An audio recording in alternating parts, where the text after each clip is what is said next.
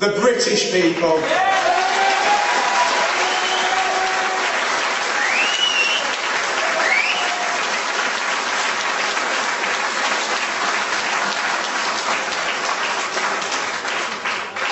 And when you throw a gathering of people like this in the face of all the lies, the smears and the disinformation, you can see that we are destined to gain power, and we'll do it the honest, the hard-working, the British way, and we really will wipe the smile off the faces of those that try to wipe our faces in the mud. Thank you.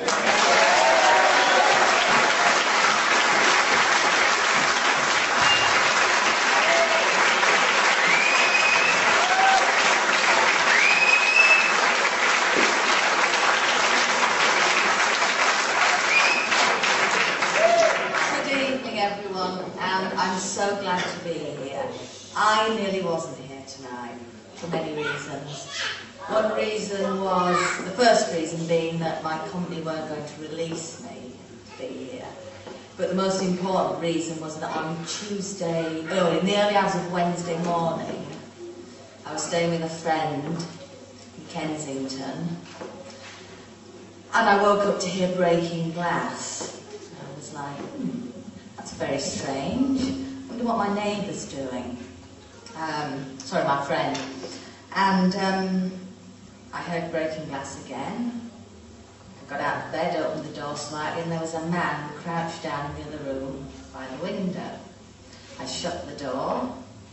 My heart was racing. I took my mobile phone, dialed 999, and then suddenly decided that it's too late for that, really. I haven't got enough time.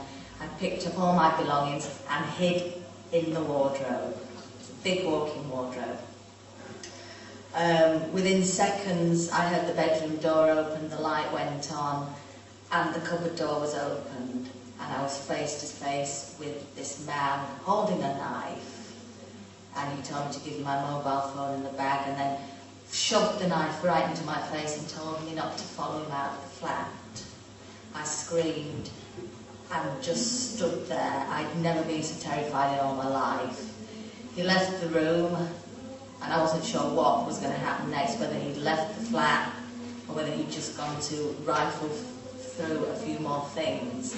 So I stayed in the room, tried to open the window, but there was no way out. So I must have been there for about 10 minutes before I plucked up courage to go and find my friend, who was way down the corridor.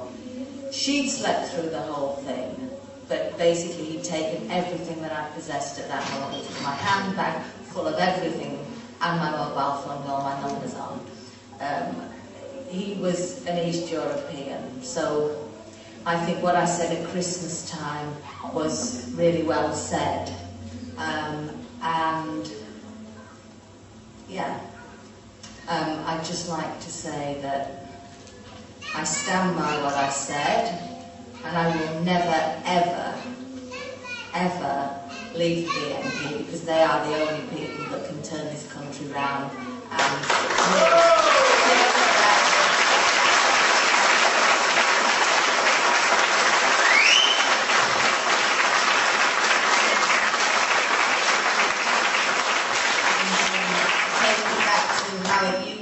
when we had law and order, people did what they were told, and we taught our children the right things in schools and the right forms of history and all those things.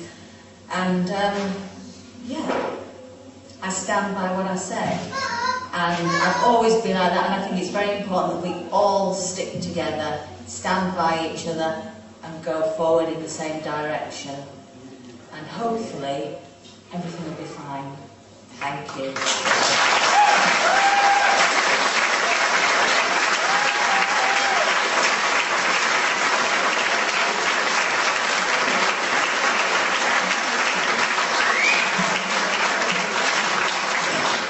Thank you, Simone. Yet again, a very, very brave lady. This party is very lucky to have her.